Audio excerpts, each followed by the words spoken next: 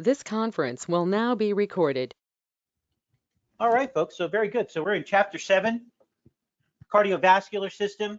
We're going to be looking at the heart and the vascularity of the human body, the blood vessels.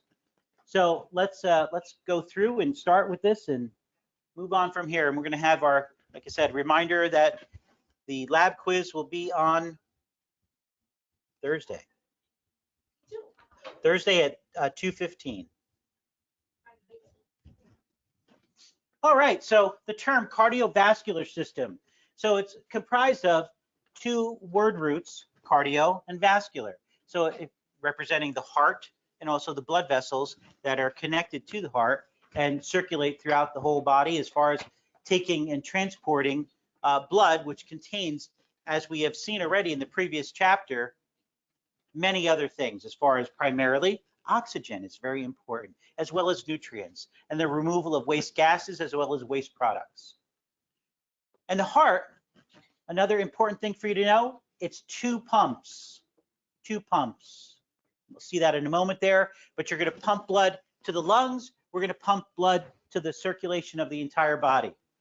And the blood vessels are what are really the tubes in which we are transporting this blood. Now, those of you on campus, so I provided for you all this right here. So this gives you an idea as far as being able to see some of those images that I have on your PowerPoints that are kind of small. So I blew up some of the images there for you all.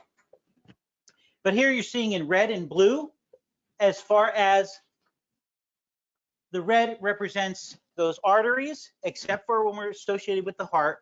And there's an exception there, we'll talk about it, but primarily the red colored vessels are going to carry oxygenated blood. That is true. And primarily they're going to be arteries, but not necessarily in the case of the heart right here. Again, we'll talk about that. But as far as the blue represented here, veins, except for associated with the heart, and they're going to represent deoxygenated blood, so it's represented as blue coloration to those vessels. All right, folks, so we have here the different blood vessels you're going to need to know. Arteries, arterioles, smaller arteries, right, carrying oxygenated blood. Capillaries, these are the tiniest vessels that we have within the human body, and they are going to have the ability to receive and send out, give out nutrition, food product, right? That's good. That's going to be important as far as nutrition to the cells, as far as oxygen to the cells, and remove CO2, carbon dioxide, as well as waste products and such, and other things are going to be carried within the blood as far as, remember, hormones and such, different types of chemicals that are going to be passing through and such, the blood, and venules and veins. So we're going to be carrying deoxygenated blood. We're going to be bringing blood back to the heart, to the right side of the heart in particular. And here's just showing you the vascularity as far as those tiny vessels and such. Let's look over here and seeing the many tiny vessels and such and larger vessels. Okay, a link to the lymphatic system. So that's the next system we are going to be looking at, the lymphatic system. And this is, there's a connection as far as a drainage of the fluid that's present within the lymphatic system called lymph. Right? This lymph is a blood product, right? A product of the plasma of the blood. And the lymphatic system is very important as far as moving fluids in the body and an important component of the immune system. Now you'll see here, next slide, roles of circulating blood. So essential to maintain homeostasis, because look at what it's saying here. Bringing oxygen and nutrients, like we said before. Carrying away these metabolic wastes that are produced as a result of the body doing its different functions as far as maintaining your ability to have proper levels of certain ions within the blood, different nutrients, movement of ions like calcium, magnesium, right? Potassium, sodium, and such. Homeostasis, stable environment within the body, no matter what goes on outside of the body. Now the blood will pick up and deliver many things and bring them to the digestive system, the urinary, and the respiratory system, as you see here. So really, honestly, all areas of the body are connected to the heart. This is an interesting slide, and you have it there. I made it a little bit bigger, like half a page for you. And you're seeing that what's happening to what we're taking into the body. So food and water coming into the digestive system, removing nutrients, water, salts, oxygen, right? Well, no, for the respiratory, sorry. Nutrients, water, and salts. The oxygen taking into the respiratory system. And so we have there the oxygen. And what happens then is that it's going to then interact with the blood in the lungs and then oxygenate that blood that's going to go to the systemic circulation to all the cells of the tissues of the body. And what happens to the waste products? Well, elimination of food residues, you see here on the left-hand side. You'll see also within the circulatory system, that cardiovascular system, we're moving, and it's really starts and ends, right? Starts, we're coming into the heart, we're leaving the heart, right? So we have deoxygenated blood entering the heart, oxygenated blood is leaving the heart and going to systemic circulation. Excuse me. CO2 is this waste that's going to be released out via our exhalation, and we're going to be talking about that in respiratory system. And then you see here, as far as the urinary system, taking elimination of waste as far as for liquid form, and then in the digestive system as far as food residues and via feces, and urine via the urinary system. I said to you that the heart is a double pump. We're pumping blood directly to the lungs to oxygenate the blood. Is that pump going to be as powerful and as strong on that right side of the heart as the left side of the heart? No. Imagine this. Imagine pumping the blood like we would to systemic circulation throughout all the body tissues, right? To the whole body, as powerful and as under pressure as we would to the lungs. That wouldn't be a good thing. That would be too high a pressure, and that would really create problems. And here you're seeing as far as the coverings of the heart. So the outer covering is called the pericardium. It's very tough and durable.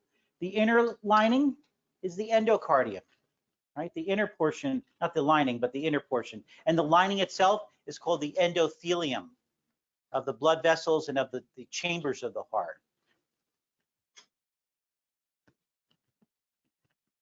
So the heart has chambers, like I said before, upper and lower chambers. Two above, two upper chambers, two lower chambers. And then what happens, folks, so let's go to a slide just to look at it for a moment, then we can come back to this. Here we go. So it's just the next slide over, and then we'll go back to this slide right here. So take a look here, and you're seeing that we have these upper chambers and these lower chambers, each side. So this right side of the heart is going to the pulmonary circulation. This left side of the heart is going to the systemic circulation. So if that right side is pumping blood to the lungs, the left side of the heart is pumping blood where? To the body, right? That's all, systemic circulation, to all the body systems and such. And here you're seeing that there are these different valves, here and here, here and here, that are preventing backflow of blood. So blood in a healthy person should only be going in one direction always. Now know this, that in veins that have much lower pressure present within as far as the blood is concerned, they also have valves, and lymphatic vessels have valves to prevent this backflow of blood. So it's only always going in one direction. Right? That's important. So let's go back to the slide that we were looking at just before. And so here you're seeing these valves are very important. And when valves don't work properly, we can replace the valves. Okay, that's a real thing. That's an operations that can take place.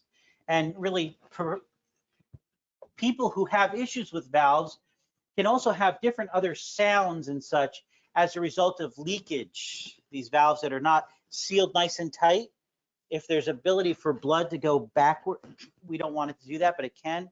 And that can create issues with also how the heart is actually pumping and working as far as that boom, boom, boom, boom, boom, boom, right? So we can have other sounds associated, and that can also be issues with not only just the valves, but also issues with what's going on as far as the electrical patterns and flow to the heart. And actually, within the heart, it has its own specific ability to generate these electrical impulses to keep the heart pumping at that boom, boom, boom, boom, right? So one-way flow of blood is very important. So those atrioventricular valves and the semilunar valve. So let's now go to the next slide again and just see that these upper chambers are called the atria. One is an atrium. The lower chambers are called ventricles. So if we have a valve between the atrium and the ventricle, we'll call it the AV valve or the atrioventricular valve. It's just between the upper and the lower chamber. Okay? Those semilunar valves are going to be in large vessels that are going to be really located in the heart, but the blood is going to be going to these large vessels that are going to be leaving the heart. And so we have those semilunar valves, also important to make sure that they're sealing properly so we're not having blood flow back into the heart. Okay. Very important that these seal properly and such. And you'll see also, look at the heart here for a moment and look at kind of like centrally located and to the left a little bit. We would call that area that it's located called the mediastinum. The mediastinum. I'll write that on the board for you all.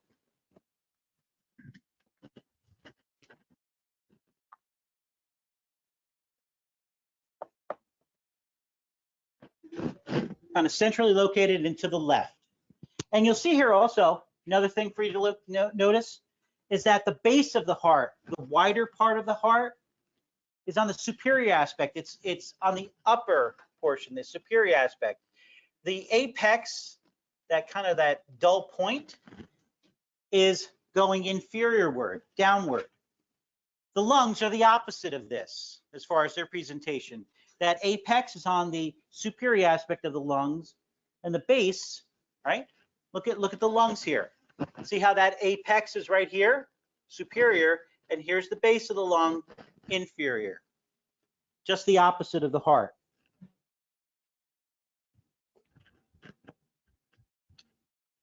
You'll see here that we have the pulmonary and the aortic. These are the semilunar valves. They're just different in their construction as far as how they have these little kind of cups, so to speak, that fill up with blood and help to keep it sealed.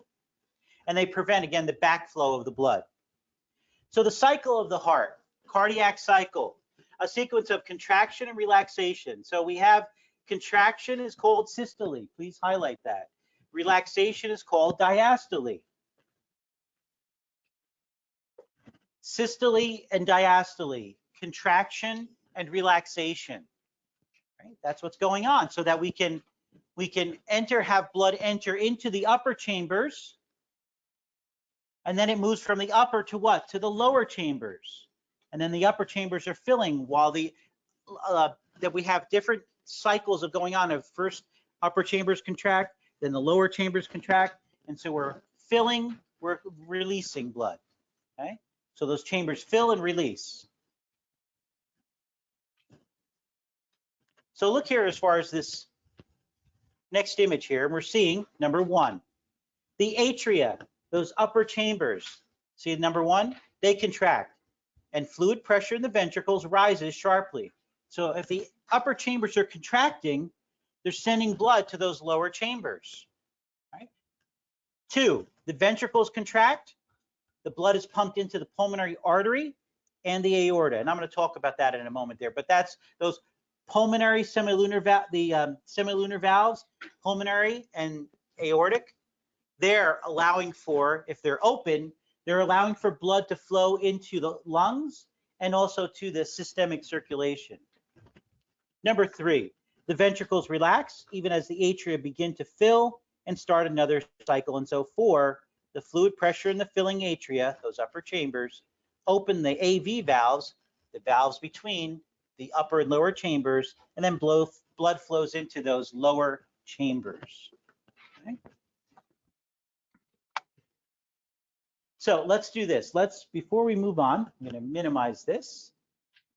We're going to look at a video.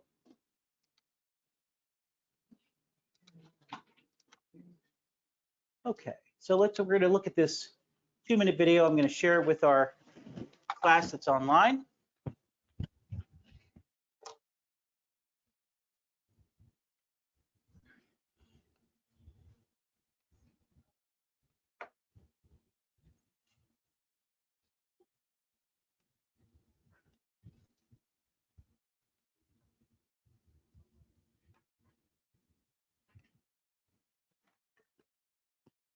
Okay, class, so let's watch this video regarding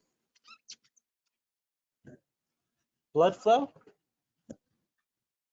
All right, I'm going to shut off the light here. It's only a 2-minute video, but just keep an eye on this, and then we're going to watch a couple of short videos on some pathology. Let's turn off the closed caption. There we go. Let's see here.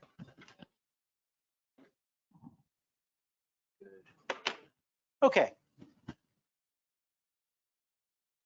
Blood vessels containing blood flowing to the heart, while arteries have blood flowing from the heart.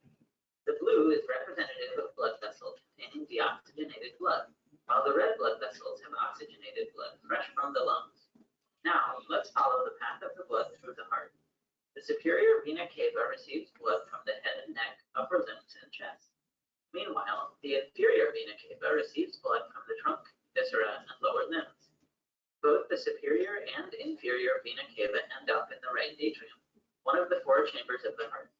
The heart not only has 4 chambers, it also has 4 valves. The purpose of the valves is to keep blood moving in the right direction and not flow backwards. Blood exits the right atrium through the tricuspid valve, so called because it has 3 flaps, and enters the right ventricle. The blood exits the right ventricle through the pulmonary valve and enters the pulmonary artery. Again, it is an artery because blood is flowing away from the heart, but it is blue because it lacks oxygen. So do you see, remember when I said to you that we have a little bit of an exception. So an arteries are always taking blood away from the heart. And as such, even though this has deoxygenated blood, it's still called an artery only in the heart, right? Connected to the heart, because of the fact that it's taking blood away from the heart. So arteries are always going away from the heart. So in the case of the pulmonary artery, deoxygenated blood, it's blue, but it's still an artery because it's taking blood away from the heart to the lungs. Pulmonary artery then splits into the left and right pulmonary arteries, which go to each respective lung. In the lungs, gas exchange occurs. The blood discards carbon dioxide and picks up oxygen. Now, blood comes back from the lungs through the pulmonary veins, entering the left atrium. Next, the blood is pumped into the left ventricle through the mitral or bicuspid valve. So again, remember, veins are taking blood to the heart. So if you look on this right side of the heart, the superior vena cava, the inferior vena cava,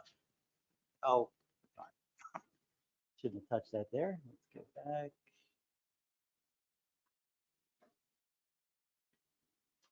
Right there. So superior vena cava, inferior vena cava, those are veins bringing blood to the heart. Now that's deoxygenated blood. And veins normally carry deoxygenated blood, except for the fact of these pulmonary veins coming from the lungs are carrying oxygenated blood. It's the exception, a vein carrying oxygenated blood, but it's bringing it again to the heart. So veins carry blood to the heart.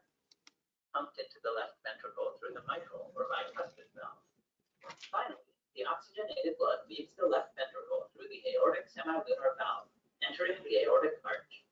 The aorta, which is the largest of all the arteries, distributes the oxygenated blood to the rest of the body. The aortic arch has 3 major branches, which supply the head and arms with blood. Then the aorta curls downward behind the heart, forming the descending aorta, which descends through the chest and continues down through the abdomen.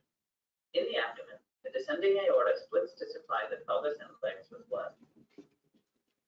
If you like this video, please like and subscribe. It would help me make more videos. And make sure. Okay. All right, folks, very good. So now let's go back into our PowerPoint.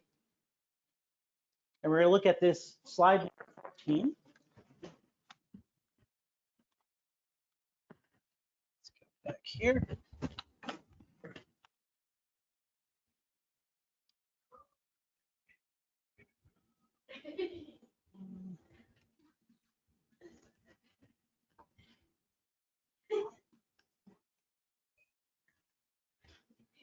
Shh, folks. Shh. So we have here two circuits of blood flow, pulmonary and systemic. Turn a light over here. So the pulmonary, again, going to the lungs, systemic going to the rest of the body. Blood travels to and from the tissues of the body and systemic into the lungs for the pulmonary circuit. Again, two pumps. And here you're seeing, and I did make this larger for you all in your those in class here. So you're just seeing, if you go to that page here, and it's still kind of hard, I'm sorry. You can, when you have the digital copy that you see online that you can access, you can look at this more, but just showing you as far as what's taking place with the blood as it's going into the lung, the pulmonary circulation, as well as the systemic circulation. And you're seeing here also as far as, look on the left-hand side and see where it says C? Look over here above the daddy and his baby. Look at what we have here. The percentages of what are taking that oxygenated blood. So 21% to the digestive tract, 20% to the kidneys. Remember, we filter blood in order to produce urine. Okay? Liver, 6%. Skeletal muscle, 15%. The brain, 13%. The skin, 9%. The bone, 5%. The cardiac muscle itself, right? We're looking at, actually, sorry, I gave the wrong thing here. No, get out. Let's see. No, liver 6%, kidneys 20, skeletal muscle 15, brain 13, skin 9, bone 5, cardiac muscle itself 3, and 8% for all other regions. Here we go. All right. Very good. So just getting a breakdown as far as realizing, hey, so digestive system as well as the brain, very important to receive oxygenated blood and nutrients. Vital for those organs to function properly. And then here you're seeing, look on the very, like, reading right in through in here, a plastinated, it's a process of preserving tissue and such. And you're seeing all of the different vessels as far as the heart is concerned. Pretty cool. Here you're seeing as far as vascularity going to the digestive system. Very important. And think about this for a moment. Where is the body going to receive its nutrients? Digestive system. So that's why it's important for a lot of blood flow going to that digestive system, and also realizing that the liver also receives quite a bit of blood because that's producing a lot of products for the body, in particular proteins and other things that we're going to be actually detoxifying as well as producing products that the body needs. Now, as far as contracting of the heart, right? There needs to be special type of situation going on where the chambers, the upper and the lower chambers, they contract as one. So the atria, those upper chambers, they contract as one. The ventricles, those contract as one. And you'll see here that it says electric signals from pacemaker cells drive the heart's contractions. That's very important, so that we have within the upper right chamber, right? So that right atrium, that's where actually this electrical activity begins and starts the contraction of the atria first, then the ventricles. You'll see here that the sinoatrial node, or we also call it the SA node, right, generates signals, and it's able to stimulate waves of excitation in the chambers. They working together, right? The nervous system and the cardiovascular system working together. This next image here just shows you that SA node. So look over here, folks. Look right here. See where it says the SA node? It's right by this upper vessel here. This would be that superior vena cava, that blood vessel, large blood vessel, bringing deoxygenated blood from the upper extremities, your limbs, your arms, and your head to the right side of the heart. Then we have electrical activity going from the SA node to the AV node.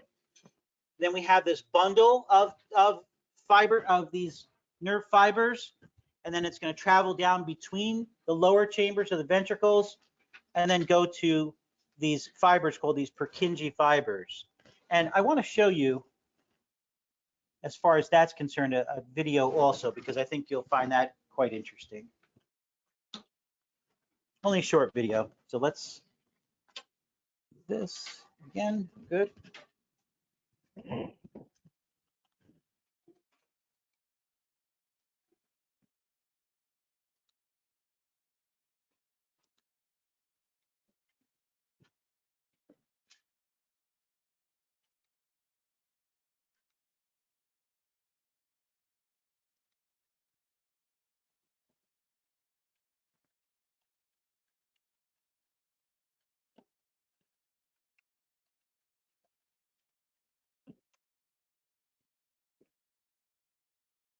All right, so let's go right here. This one's only 1 minute long. 1 minute long. Not that.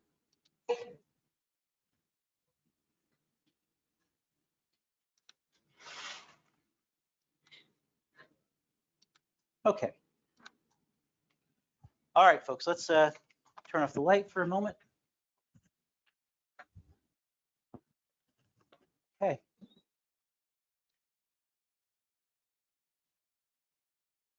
All right, the cardiac conduction system of the heart starts out in that right atrium. The heart is a muscular organ with 4 chambers. Blood collects in the heart's 2 upper chambers, or atria, before filling the 2 lower chambers, or ventricles. When the ventricles contract, blood in the right ventricle is pumped to the lungs, and blood in the left ventricle is pumped to the rest of the body. The heart has a natural pacemaker called the sinoatrial Sinoatrial node, the SA node. The pacemaker controls the heart rate by precisely determining when the muscles of the atria and ventricles contract. The electrical signal produced by the SA node reaches the ventricles through a narrow pathway that includes the so-called AV node and bundle branches. Taken together, these pathways are referred to as the conduction system of the heart.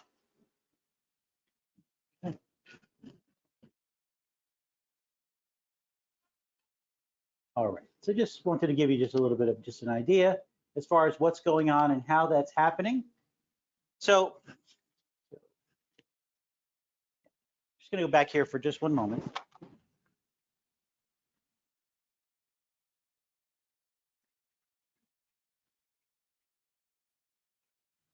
Okay, so blood pressure. So you all know what blood pressure is as far as you have had it taken when you've gone to the doctor's office and such. And so here we're just going to have a little bit more of an understanding as far as what blood pressure represents. And we already talked about when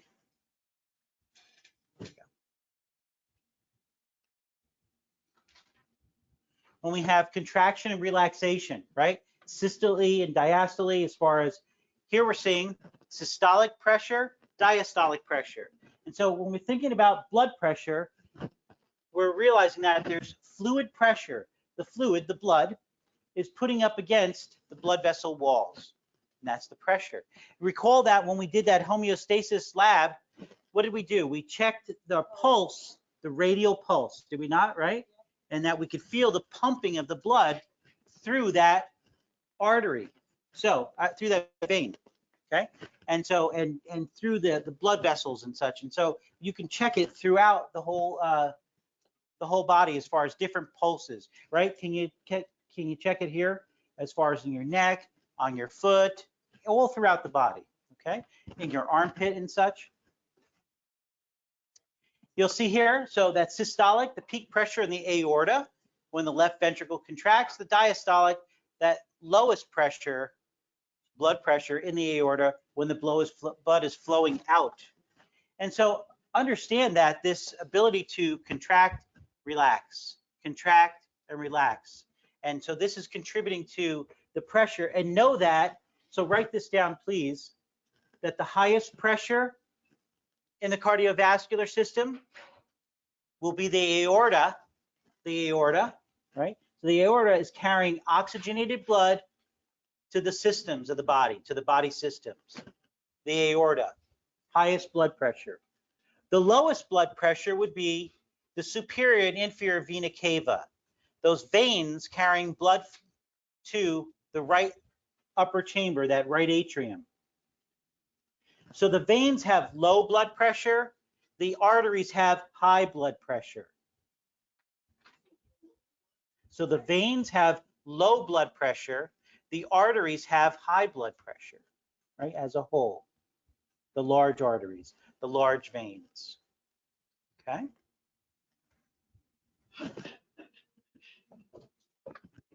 Why don't everybody stand for just a moment and just stretch if you'd like, or just at your seats, just stretch it a bit, just for about 30 seconds, just to get a little break from sitting.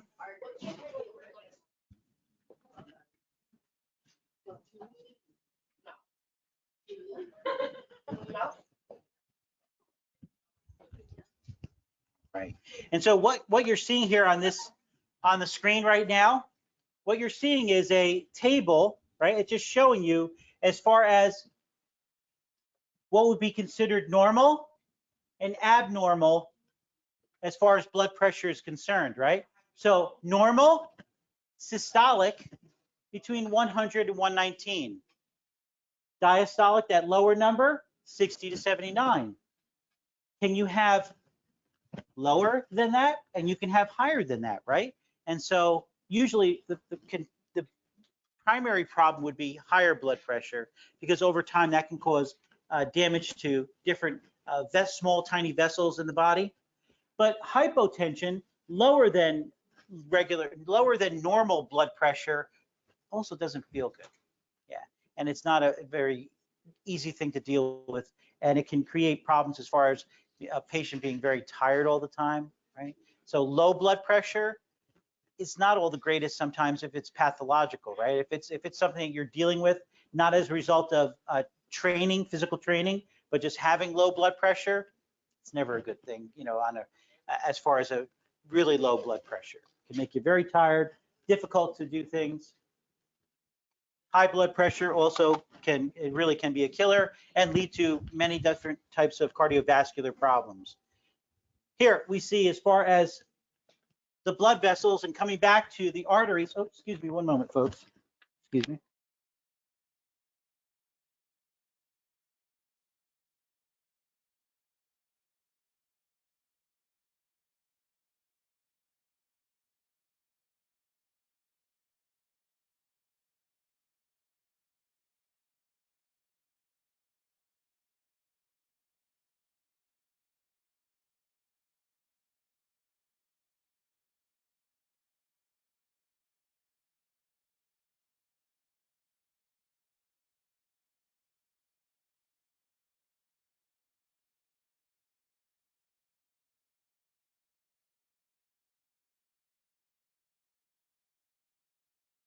All right, folks. So sorry about that. So again, we talked about these different vessels and such, and realized that, again, except for the exception of the heart, arteries carrying oxygenated blood. They're the largest of the vessels as far as from the carrying the oxygenated blood. The arterioles, they're smaller, but that just means that those larger vessels become smaller vessels, right? Continuing along the pathway like a road, understood?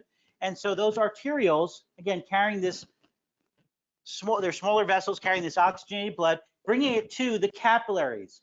The capillaries are the tiny vessels in the body. Capillaries are covered throughout the whole body, going through all regions of the body, and being able to, because they're so tiny and very thin-walled, they can then release oxygen to the cells of the tissues of the body, as well as receiving waste products and such. Can they also give out nutrients, absolutely, and other products, and then receive waste products also. So very important that those capillaries are tiny and thin-walled. You write that down, thin-walled, T-H-I-N, thin, walled, W-A-L-L-E-D. There you go. All right, so this image right here is just giving you an idea regarding the composition of these different vessels and such. And you'll see here with the capillary, yeah, capillaries are tiny and they're only thin-walled, right? Like we said before. And you'll see that arteries, very muscular in comparison to veins and such. You'll see here that also that the veins, veins can collapse, can they not? Have you ever seen someone with veins in their lower extremities, in their legs, right? Varicose veins. The valves are not working right, and so the veins do what? They can get distended, they can swell, and they can be very painful, actually, varicose veins. So not a fun thing. But you'll see here also, what's this right here? What does it say? A valve. So veins carry valves, have valves present within to only allow for blood flow in what? In one direction. That's very important. Yeah, indeed. Yeah. Because we're not going to go into an artery, because if you get an arterial stick, right, can there be a issue with it's under high pressure? So it's different from getting a blood vessel that's a vein and going into that, right? Now here you're seeing, and I want you to remember this, that the arteries, high pressure, the veins, low pressure. So don't get confused and say, oh, the capillaries have the lowest pressure. No, it's the veins that have the lowest pressure. So the large vessels are the arteries, and the large vessels are the veins. So arteries and veins, large vessels, different pressures though. The capillaries are not the ones that have the lowest pressure. Important for you to remember that. Here we're seeing, as far as blood flow, and in particular, it's showing you how muscles, skeletal muscle, remember, skeleton, so the muscles contracting, moving the skeleton, right? So you're seeing here that they can also help with the movement of blood flow to the heart, and those valves prevent the backflow. So we're only going in one direction. So muscle contraction in your lower extremities can absolutely contribute to the blood flow to the heart and to the right side of the heart. And here you're looking at venules and veins. So these are tiny veins, and then going to bringing blood to larger veins, which are those ones that are larger diameter, lowest pressure, the veins. So homeostasis. So we saw when we were doing that lab that when you exercised, your body has different requirements for blood flow and oxygen, right, and nutrients than it does when you're just sitting at the chairs, right? And so as a result, the cardiovascular system will respond, and this will take place in order to make sure that, so look at here, the terms vasodilation, vasoconstriction. When I have a blood vessel that's vasodilated, it means dilation means it gets bigger. So the blood vessel will expand and allow for more blood flow through it, but it also decreased the pressure. Do you have a question, Santa? Okay. So lower pressure with vasodilation. Vasoconstriction, meaning that that diameter gets smaller, right? Then that's going to be higher pressure. So vasodilation. So there are drugs, there are medications that we can take that are vasodilators that can contribute to the dilation of the blood vessels, which will help to reduce the blood pressure. Okay. This is interesting, baroreceptor reflex. So pressure receptor. So pressure sensors called baroreceptors monitor changes in the arterial pressure. How does the brain know what to do as far as maintaining homeostasis? Well, these baroreceptors will send information so the brain uses information to coordinate heartbeats with the blood vessel diameter changes and adjust accordingly, okay? The next slide here. So capillaries deliver blood close to nearly all blood body cells, right? And that's important because all the cells of the body require oxygen, require nutrients and such, require removal of waste products and such. So it needs, the whole body needs to be covered in such. I will, after the break, I'll show you an image regarding some cases of preserved cadavers that have you'll just see just the blood vessels, and it's quite remarkable. Okay? And you'll see here that capillaries deliver blood closely to nearly all body cells. Some substances pass through pores in the capillary walls, and you'll see here as far as water can do this, and that really the plasma of the blood is the liquid portion of the blood. This is what's going to leak out of capillaries and be quote unquote like sucked up by the lymphatic vessels in order to allow for and produce this lymph that's important for your immune function. So here we go, just to look at as far as a capillary image here. I think I'm going to just finish up today, folks. So this way, when we do the when we do the quiz, you won't have to come back for the lecture. We'll just be done for the day. Right, and here you're seeing another image and just showing you as far as what goes on as far as movement within and out of the blood vessels. The next slide here shows you as far as capillary action in the body. So the flow of fluid and solutes, these particulate matter present within the blood, into and out of capillaries helps maintain blood pressure. Okay? And so the pressure that's being exerted against the blood vessel walls, again, that's the blood pressure. Acts 2 or subtracts water from the plasma. And here's the thing, write this down for me, please. The higher the volume of blood, the higher the pressure, the blood pressure. If we lower the volume of blood, we can lower the blood pressure. So higher volume of blood, higher blood pressure. We can lower the blood volume, which can also in turn lower blood pressure. So do you think that there are medications that would allow you to produce more urine, which in turn will affect your blood volume, and that'll lower your blood pressure? Right? Have you ever heard of something called a diuretic?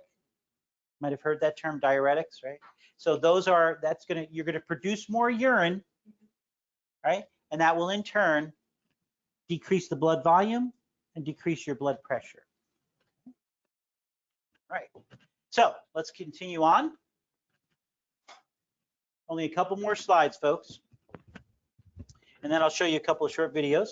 So arteriosclerosis. You might have heard this. You might have heard the term hardening of the arteries. That's what's going on as far as the sclerosis is. It's changing what's going on as far as the blood vessels, and they become more rigid, right? Stiff, instead of becoming very soft and supple. That's not a good thing. Atherosclerosis, the next term, right? This deals with plaques. These are different plaquings that can take place inside of the blood vessels. And this could actually be a major problem. So you see here where it says cholesterol and other lipids, other fats will build up in the artery walls. Clots, right? Remember we talked about that as far as a thrombus is a clot. Clots may stick to the plaque in arterial walls, flow off into the bloodstream. So a moving clot is an embolus, and an embolism is where it stops. Say it gets stuck in an area, in a blood vessel of the heart, or how about the brain, or how about the lungs, or other areas. Not good, right? This could be life-threatening. So arteriosclerosis, atherosclerosis. And here you're seeing an image of a stent. So a stent is placed into a vessel, or we can actually have what's called a bypass, where we take vessels from the leg, the lower extremity, and move them to the heart in order to bypass blood flow so that we can still make sure that there's blood flow going to an area of the heart. Because if we stop blood flow to an area of the heart, that heart tissue will die, right? So someone who has a myocardial infarction, an MI, we call that a heart attack. That's not a good thing, right? That's a situation where we have blood flow stopping to an area of the heart, it's blocked, and this leads to tissue death, and it can lead to the patient dying as a result. So those stents can be very helpful to patients. The next slide. An aneurysm, right? So an aneurysm is a situation where we have a blood vessel that expands in just a spot, an area. It expands, gets bigger, right? It weakens, balloons outward. Have you ever had like a balloon where you blow on it and like a part of the balloon bulges out and such? That would be considered like an example of an aneurysm. This bulging that's taking place, that bulge, that aneurysm can burst. And if it does that, have you ever had a hose that was not working right? It ended up having like a part where it's like defect, and if it has an opening, all the water is going to flow out of that area of the hose. Imagine that a blood vessel and all blood kind of flowing out of that blood vessel into your brain, into other areas of the body. That's very bad. So an aneurysm can lead to death. Heart attack, we just mentioned and talked about. As far as damage or death to the heart muscle due to reduced blood flow to a region of the heart. Heart failure. So have you ever heard of congestive heart failure? Anybody ever heard of that term? Heard that before? Congestive heart failure is a very sad and very bad thing because it leads to death, for the patient death. And so we can do medications and different procedures like a heart transplant in order to help this patient, but anybody who has congestive heart failure, they're on a road to passing, right, as a result of this defect, this issue within their body. The heart's weakened, pump blood to meet the body's needs, and this will eventually lead to bad situations recurring as a result. The arrhythmia we talked about, this irregular heart rhythm, I mentioned to you about the conductive pathway of the heart. So having issues with an irregular heart rhythm, this can lead to situations where we need to use the AED, right? So that we can put that on a patient because their heart is going into ventricular fibrillation. Those lower chambers are not pumping like they should, and so they're just kind of fluttering, and they're not producing those contractions that need to get oxygenated blood to the cells and tissues of the body, and that can lead to death. This slide here you're looking at as far as just giving you major risk factors for cardiovascular disease. So can you inherit that predisposition from your parents? Maybe one side of your family or both sides of your family. High blood pressure, that's a major issue, right? Heart disease, right? Elevated blood lipids as far as your cholesterol levels. Hypertension, high blood pressure, obesity, right? Smoking, lack of exercise, over the age of 50. Inflammation due to infections, and how about chronic infections? How about high blood pressure, blood levels of C-reactive proteins? And I'm not going to get into that because it's high above what you need to know, but just know that that's also an important factor, as well as other blood levels as far as elevated levels of homocysteine. Now, infections in the heart. So infections in any area of the body are never a good thing, right? And so imagine infections of the heart, which needs to continually be pumping. That's a problem, right? So strep infections can lead to this rheumatic fever. It can lead to damage of heart valves. This endocarditis, when we see the term itis it's a prefix at the end, not a suffix at the end of a term, so that's inflammation. So, and inflammation deals with infection. So microbes attack the heart valves directly in endocarditis. Lyme disease, there's a bacterial infection, can lead to issues with the nervous system as well as other body systems, and the heart can be included with that. And the term myocarditis, inflammation taking place of the heart itself.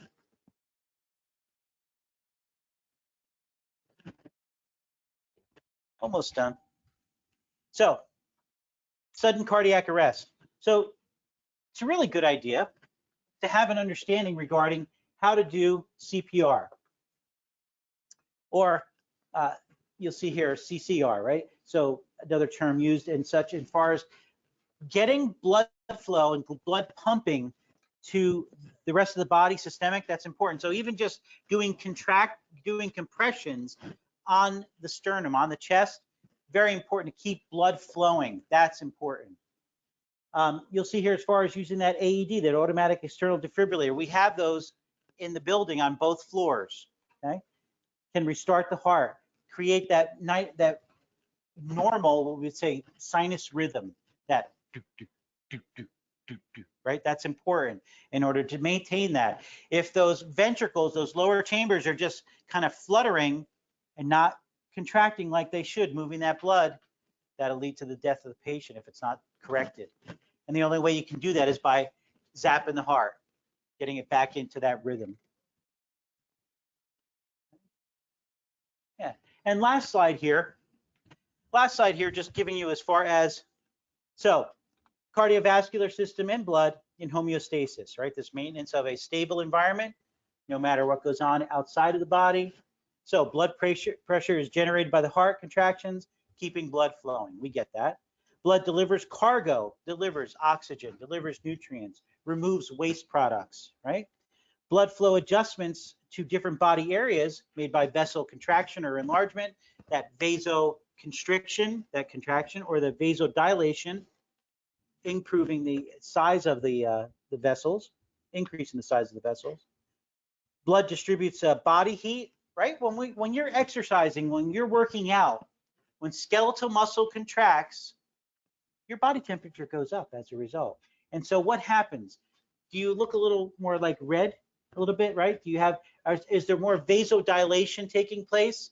Because we want to get more blood flow to the skin so we can release the heat that's been produced by muscles contracting. That's important.